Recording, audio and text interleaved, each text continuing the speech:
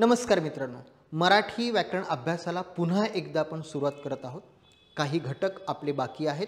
या घटकांवर आता एक एक करून मी व्हिडिओ अपलोड करणार आहे। त्यामुळे चॅनल अजूनपर्यंत सबस्क्राइब केलं नसेल तर प्लीज सबस्क्राइब करा। लेक्चर आवडत असल्यास लाईक करा आणि मित्रांसोबत शेअर करायला विसरू नका। आज आपण घटक बघणार आहोत संधी। वर्णविचार आपला झालाय। वर्णविचारावर आधारित प्रकार आहे संधी। या व्हिडिओमध्ये आपण संधीचा जो एक उपप्रकार आहे स्वर संधी, फक्त स्वर संधी यात कव्हर होईल। राहिलेले प्रकार आपण पुढच्या व्हिडिओमध्ये पुन्हा शूट करूया। संधी म्हणजे काय? संधी म्हणजे सांधणे, जोडणे किंवा एकत्र करणे। संधी म्हणजे सांधणे, जोडणे किंवा एकत्र करणे। मग आता काय जोडलं जाईल, काय सांधलं जाईल, काय एकत्र केलं जाईल? एका मागोमाग येणारे दोन वर्ण एकमेकांमध्ये मिसळतात।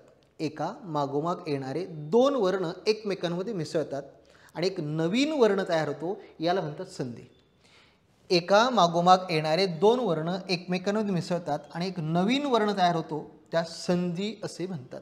आता ज्यावेळेस आपण म्हणतो एका मागोमाग येणारे वर्ण मिसळतात, आता मिसळतात म्हणजे याचा अर्थ पहिल्या शब्दाचा शेवटचा वर्ण आणि दुसऱ्या शब्दाचा पहिला वर्ण, पहिल्या शब्दाचा शेवटचा आणि दुसऱ्या शब्दाचा पहिला, हे दोन वर्ण एकमेकांमध्ये मिसळतात आणि एक नवीन वर्ण तयार होतो, याला म्हटलं जातं संधी। संधी हा प्रकार संस्कृतमधून मराठीत आलेला आहे। संधी हा प्रकार संस्कृतमधून मराठीत आलेला आहे, बरोबर? मी मगाशीच बोललो, संधी हा प्रकार जो आहे हा वर्ण रचनेवर आधारित आहे। म्हणून आपण एक उदाहरण घेऊन आधी वर्ण रचना समजून घेऊया। आता आपण शब्द बघूया। सूर्य आणि अस्त दोघांची वर्णरचना आपण बघणार। सूर्याची वर्णरचना केली आपण स दीर्घ उ र य आणि अ। अस्तची अ स त आणि अ। आता सूर्य आणि अस्त हे दोन शब्द एकत्र करून यांची वर्णरचना पण आपण एकत्र करूया। सूर्य आणि अस्त, पहिल्या शब्दाचा शेवटचा वर्ण अ, दुसऱ्या शब्दाचा पहिला वर्ण अ। एका मागोमाग येणारे दोन वर्ण एकमेकांमध्ये मिसळतात। एका मागोमाग येणारे दोन वर्ण एकमेकांमध्ये मिसळतात आणि एकमेकांमध्ये मिसळल्यानंतर एक नवीन वर्ण तयार होतो, याला म्हणतात संधी। आणि मग शब्द झाला सूर्यास्त। हे दोन वर्ण एकत्र मिसळल्यामुळे एक नवीन शब्द तयार झाला सूर्यास्त, कारण की अ आणि अ मिळून आपण स्वर तयार केला दीर्घ आ, शब्द झाला सूर्यास्त, याला म्हटलं जातं संधी। आता संधीचे मुख्य प्रकार दोन, संख्या संधी आणि विशेष संधी। संख्या संधी आणि विशेष संधी। संख्या संधीचे तीन उपप्रकार, स्वर संधी, व्यंजन संधी आणि विसर्ग संधी। आणि विशेष संधीचे दोन प्रकार, पूर्वरूप संधी, पररूप संधी। पूर्वरूप आणि पररूप संधी यावर व्हिडिओ अपलोड करून झालेले आहेत। आपला प्रकार बाकी आहे फक्त संख्या संधी। संख्या संधीतला आज आपण कव्हर करणार आहोत फक्त स्वर संधी। आता ज्यावेळेस आपण स्वर संधी म्हणतोय, आता संधीला काय म्हटलं आपण? एका मागोमाग येणारे दोन वर्ण एकमेकांमध्ये मिसळतात। मग एका मागोमाग येणारे दोन वर्ण ज्यावेळेस स्वर असतात आणि ते एकत्र आल्यानंतर एक नवीन स्वर तयार होतो, याचा अर्थ एका मागोमाग येणाऱ्या दोन स्वरांना नवीन स्वरानेच जोडलं जातं, याला म्हणतात स्वर संधी। एका मागोमाग येणारे दोन वर्ण जेव्हा स्वर असतात आणि ते स्वरानेच जोडले जातात, याला स्वर संधी म्हणतात। याचा अर्थ पहिल्या शब्दाचा शेवटही स्वर असणार आणि दुसऱ्या शब्दाची सुरुवातही स्वर असणार आणि दोन स्वर एकत्र आल्यानंतर नवीन स्वर तयार होणार, याला म्हटलं जातं स्वर संधी। उदाहरणार्थ स्वर आणि स्वर नवा स्वर, स्वर आणि स्वर नवा स्वर। उदाहरण बघूया आपण। दोन उदाहरणांवर तुमच्या लक्षात येऊन जाईल। देव आणि आलय, अ आणि आ, अ आणि आ एकत्र येऊन तयार होतो आ आणि शब्द तयार झाला देवालय, बरोबर? नगर आणि अध्यक्ष, नगर आणि अध्यक्ष, अ आणि अ, अ आणि अ नवीन वर्ण तयार झाला तुमचा आ। हाही स्वर आहे, हाही स्वर आहे आणि त्याऐवजी एक नवीन स्वर आलेला आहे, म्हणून याला स्वर संधी म्हणतात। शब्द झाला तुमचा नगराध्यक्ष। आता गंमत अशी आहे, अ ची जागा आ ने घेतली, अ ची जागा आ ने घेतली. इथे पण अ आणि आ ची जागा कोणी घेतलेली आहे? या आ ने घेतलेली आहे. जेव्हा एक वर्ण किंवा एक स्वर दुसऱ्या वर्णाची दुसऱ्या स्वराची जागा घेतो याला आदेश असं म्हणतात. काय म्हणतात? आदेश. त्यामुळे आदेश म्हणजे काय बघूया आपण. एका वर्णाची जागा जेव्हा दुसरा वर्ण घेतो, एका वर्णाची जागा दुसरा वर्ण घेतो. अ ची जागा कोणी घेतली? आ ने घेतली. याला म्हणतात आदेश. आणि या आदेशानुसार स्वरसंधीचे एकूण 5 प्रकार आपण या व्हिडिओमध्ये कव्हर करणार आहोत. स्वरसंधीचे किती प्रकार? 5 प्रकार. पहिली संधी दीर्घादेश स्वरसंधी. दीर्घादेश स्वरसंधी. दुसरा प्रकार गुणादेश स्वरसंधी. तिसरा प्रकार रुद्धादेश स्वरसंधी.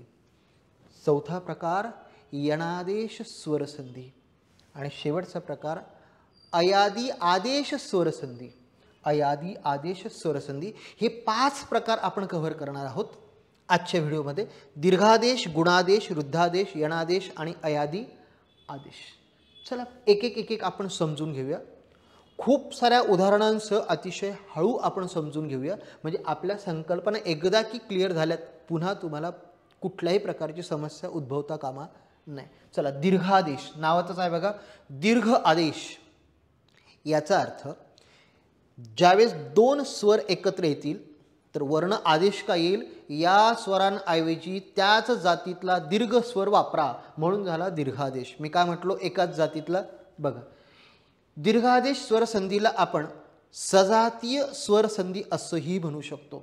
काय म्हणू शकतो आपण याला? सजातीय स्वरसंधी. हिला का म्हटलं गेलेलं आहे सजातीय? तुम्हाला लक्षात येईल.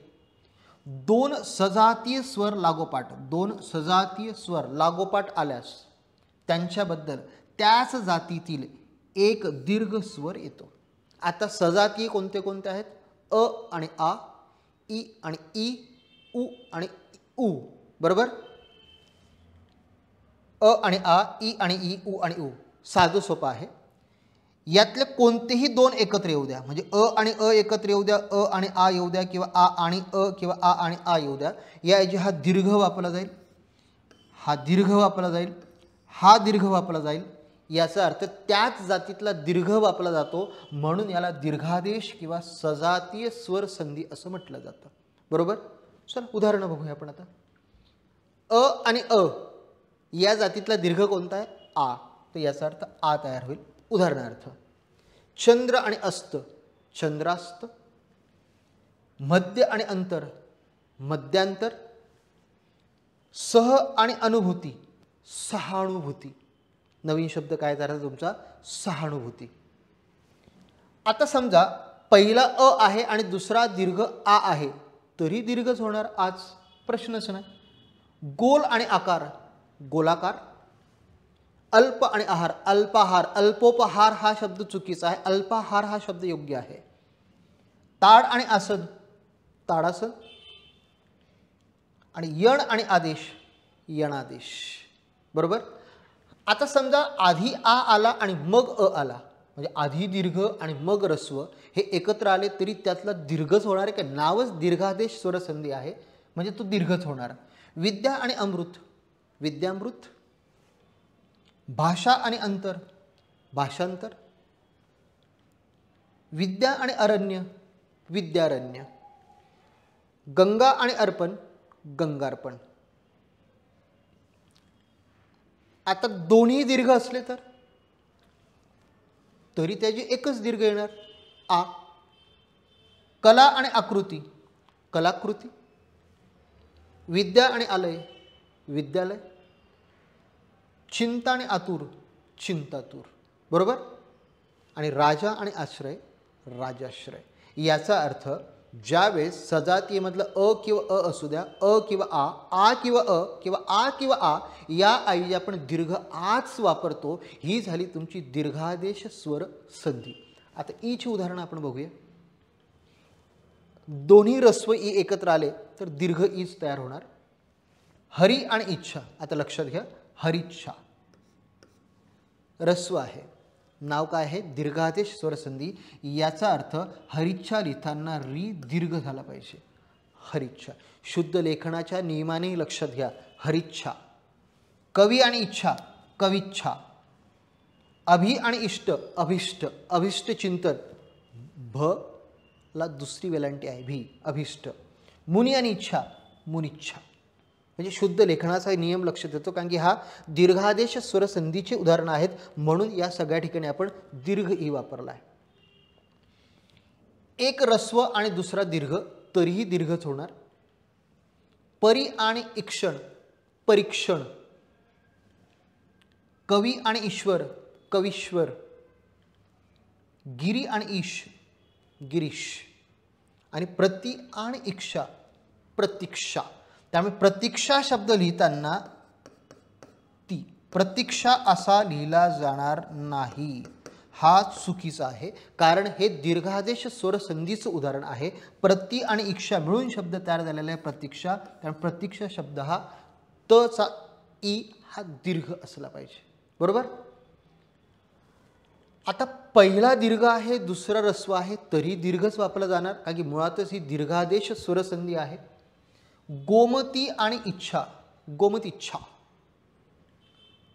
मही आणि इंद्र, महींद्र. आणि देवी आणि इच्छा, देवीच्छा. आणि दोन्ही दीर्घ असतील तरी आपण दीर्घच वापरणार. जसे की रजनी आणि ईश, रजनीश. मही आणि ईश्वर, महीश्वर. पार्वती आणि ईश, पार्वतीश. ऊचे उदाहरण घेऊया आपण. दोन्ही रस्व, दीर्घ होणार. गुरु आणि उक्ती, गुरुक्ती. भानू आणि उदय, भानुदय. एक रस्व एक दीर्घ तरी आपण दीर्घ, काही मुळातच दीर्घादेश स्वरसंधी आपण बघतोय. सिंधूर्मी, सिंधू अधिक उर्मी, सिंधूर्मी. आणि धेनू अधिक ऊर्जित, धेनुर्जित. शब्द काय झाला, धेनुर्जित. सिंधू आणि धेनू आपण दीर्घ लिहिलेला आहे.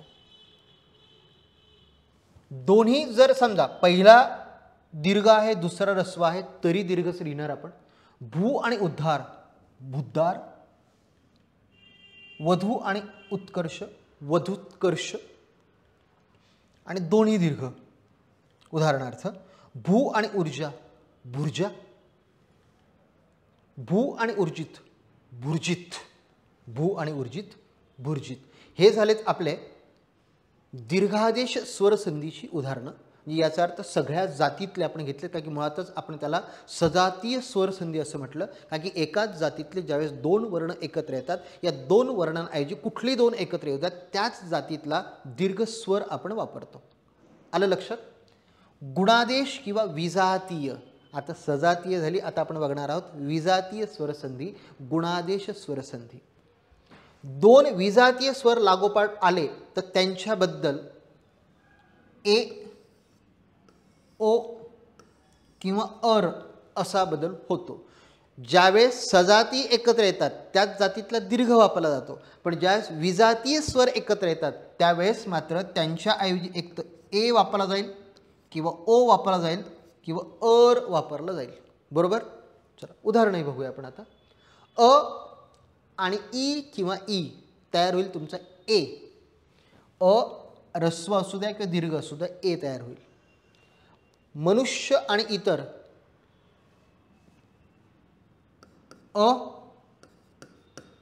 आणि ई काय तयार होईल तुमचा, ए तयार होईल. याचा अर्थ शब्द काय तयार होईल, मनुष्येतर. शब्द काय झाला तुमचा, मनुष्येतर. लोक आणि इच्छा, यस लोकेच्छा. अ आणि ई म्हणून झालं तुमचं हे लोकेच्छा. नर आणि इंद्र, नरेंद्र. नर आणि इंद्र, नरेंद्र. ज्यांच्या कुंडलीत चांगले ग्रह आहेत की वाईट ग्रह आहेत हा येणारा काळ ठरवेल. गण आणि ईश, गणेश. गण आणि ईश, गणेश. अ आणि ई म्हणून काय झाला, ए तयार झाला. राम आणि ईश्वर, रामेश्वर. राम आणि ईश्वर, रामेश्वर. आ आणि ई किंवा ई तरी सुद्धा एच तयार होणार. अ असला तरी ए तयार होतो, आ असला तरी ए तयार होतो. महा आणि इंद्र, यस महेंद्र. महा आणि इंद्र, महेंद्र. यथा आणि इष्ट, यथेष्ट. रमा आणि ईश, यस रमेश. लंका आणि ईश्वर लंकेश्वर. अ आणि ई मिळून काय तयार होतो? ए तयार होतो. उमा आणि ईश उमेश. आता समजा अ आणि उ किंवा उ, अ उ किंवा उ काय तयार होईल? ओ येईल. अ आणि उ किंवा उ ओ तयार होईल. कुल आणि उत्पन्न कुलोत्पन्न.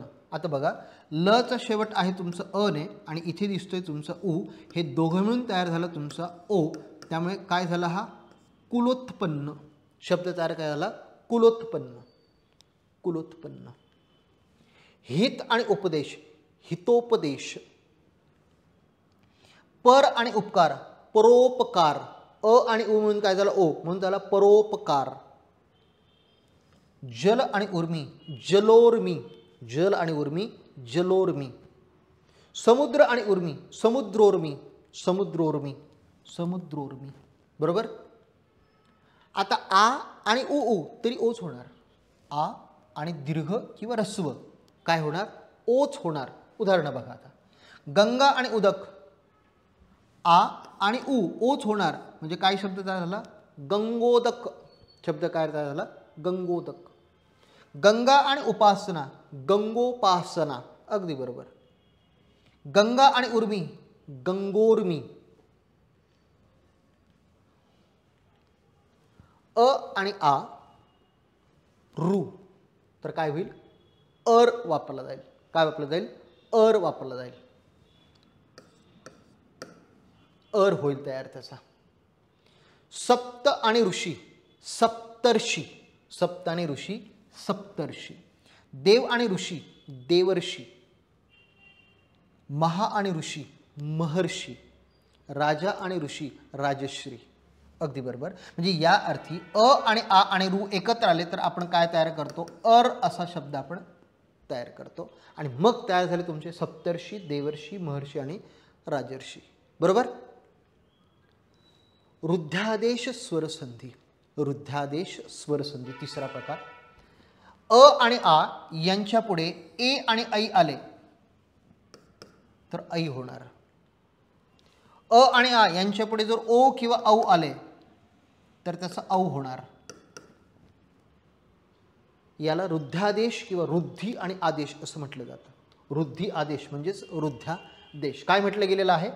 अ किंवा आ अ किंवा आ यांच्या पुढे ए असू द्या किंवा ऐ असू द्या काय वापरला जाईल? ऐ वापरला जाईल. अ किंवा आ यांच्यामध्ये ओ किंवा औ जर मिसळत असेल तर त्याऐवजी आपण औ वापरणार. याला म्हटलं जातं रुद्धादेश स्वर संधी. चला उदाहरणं बघूया. अ मध्ये ए आणि ऐ काय होणार? ऐ होणार. बरोबर. उदाहरण बघा. एक आणि एक एक. एक मध्ये तुमचं अ आहे आणि हा ए एकत्र झाला.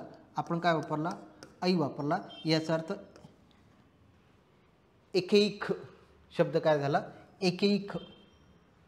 क्षण आणि एक क्षणैक. हर आणि एक हरैक. जन आणि ऐक्य जनैक्य जनैक्य. ऐ वापरला जातो.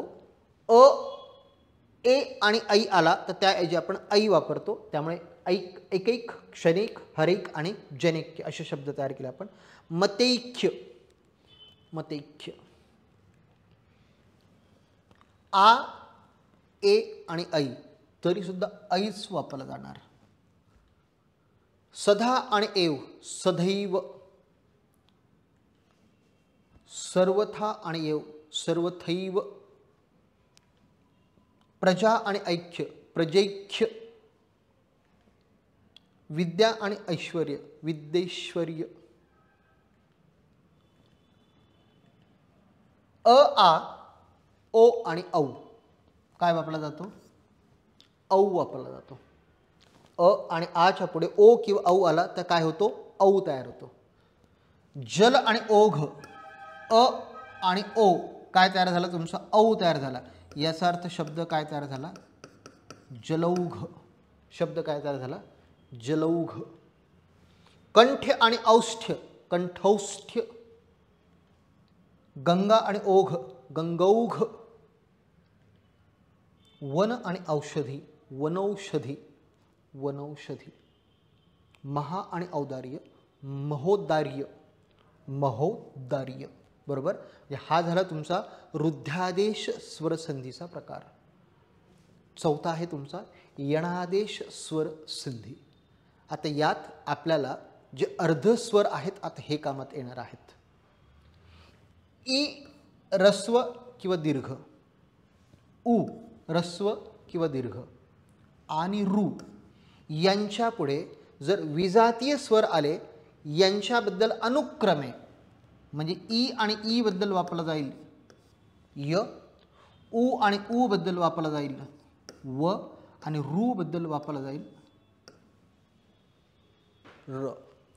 ऑलरेडी आपण यांना अर्धस्वर म्हटलेला आहे कारण यांचा उच्चार स्वरापासून सुरू होतो असं जाणवतो. य म्हणताना असं वाटतं की य, व म्हणताना असं वाटतं की उ आणि र म्हणताना असं वाटतं की रू, रूने सुरू होतं. म्हणून रू ऐवजी र, उ आणि ऊचा होणार व आणि ई आणि ईचा होणार य. याला म्हणतात यनादेश स्वरसंधी. सगळ्यात महत्त्वाचा प्रकार आहे हा यनादेश स्वरसंधी. चला बघूया आपण.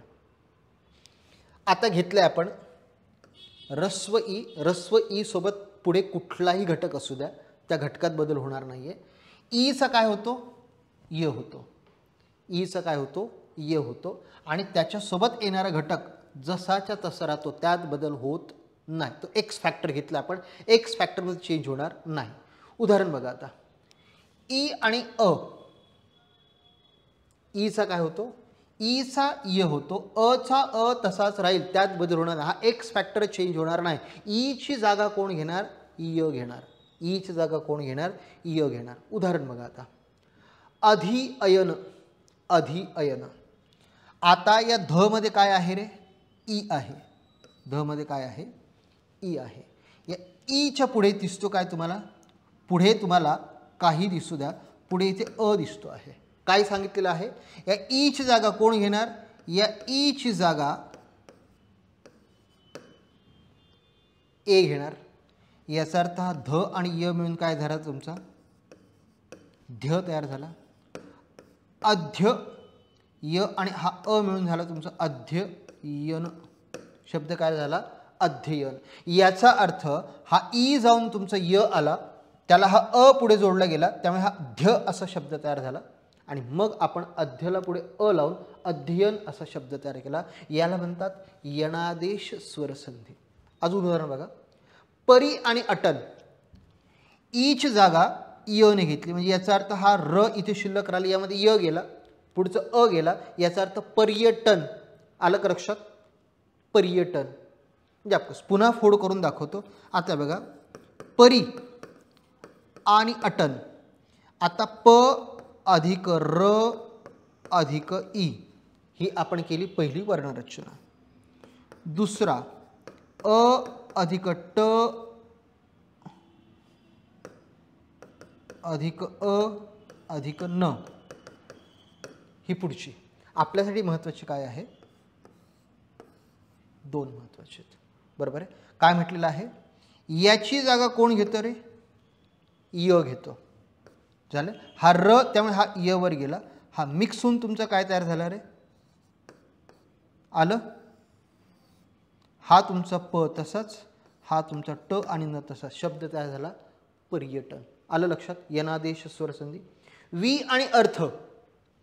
वी आणि अर्थ. आता तुम्हीच सांगा. हा वेलांटी गेली, म्हणजे हा तुमचा व हा वर्ण शिल्लक राहिला. याच्या ऐवजी काय झालं तुमचा? य झाला आणि याच्यात हा मिक्स झाला. याचा अर्थ शब्द तयार झाला व्य. त्यामुळे व्यर्थ, व्यर्थ. ई आणि आ पुन्हा तेच. ईची जागा य घेणार, आ हा आच राहणार, त्यात बदल होणार नाही. अभि आणि आस. अभि आणि आस. या ईची जागा कोणी घेतली? य ने घेतली. या य मध्ये आ ॲड झाला, म्हणजे काय झाला? अभ्यास शब्द काय तयार झाला? अभ्यास शब्द तयार झाला. बरोबर आहे. भ्य मध्ये आ टाकला, अभ्यास. अति आणि आनंद, यस, अत्यानंद, व्हेरी गुड, अत्यानंद. विद्या आणि असंग, यस, व्यासंग, अगदी बरोबर, व्यासंग. ई आणि ई, उ आणि उ, ई ची जागा ए घेणार, उ हा तसंच राहणार. बरोबर आहे. उदाहरण बघा, अति आणि उत्तम, उ तसंच राहणार. फक्त याची जागा कोण घेतोय, याचा अर्थ हा गेला, इथे तुमचा य जोडलाच जातोय, प्रश्नच नाही, आणि हा जोडला गेला. अत्युत्तम, अगदी बरोबर. शब्द काय तयार झाला तुमचा, अत्युत्तम. अभि आणि उदय, अभ्युदय, अभ्युदय. आता हा रस्व म्हणून हा रस्व, अभ्युदय. बुद्धी आणि उर्मी, यस, ऑलरेडी हा जोड शब्द आहे, त्यामुळे काय झालं, बुद्ध्युर्मी, बुद्ध्युर्मी, बुद्ध्युर्मी. दीर्घ होता उ म्हणून तिकडे दीर्घ ठेवला आपण. ई आणि ए, ए तसंच राहणार, त्यात बदल नाही होणार. उदाहरण बघा आता, प्रति आणि एक झाला, प्रत्येक. किती आणि एक, कित्येक.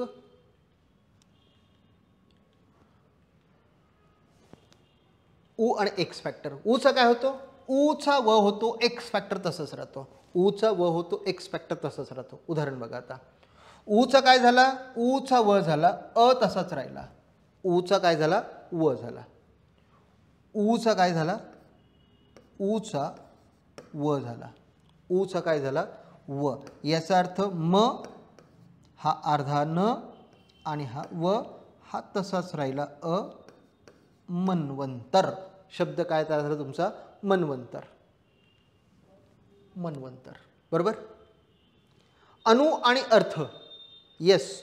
तुम्ही सर मग हा उकार गेला आणि मग हा असा तयार झाला का, यस, अन्वर्थ, अगदी बरोबर, अन्वर्थ.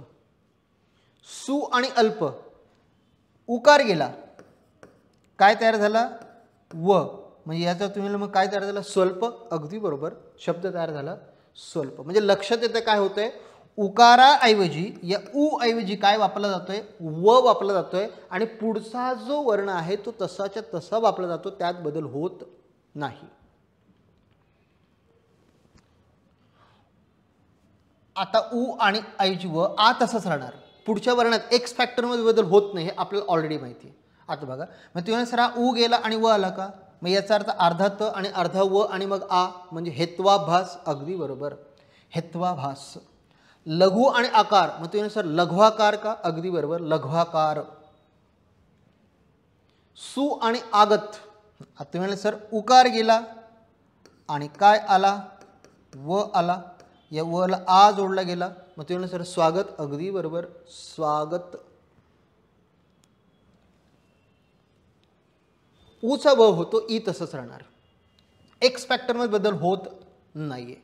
मग तुम्ही म्हणाल सर मग हा काय झाला शब्द तुमचा, भाणीश्वर, अगदी बरोबर, भानवीश्वर. ए तसंच राहणार, ऊचा व झाला, ए हा तसंच राहणार. उदाहरण बघा आता, न आणि व एकत्र आला, ए आला, म्हणजे अन्वेषण, अगदी बरोबर, शब्द काय तयार झाला, अन्वेषण, शब्द तयार झाला अन्वेषण.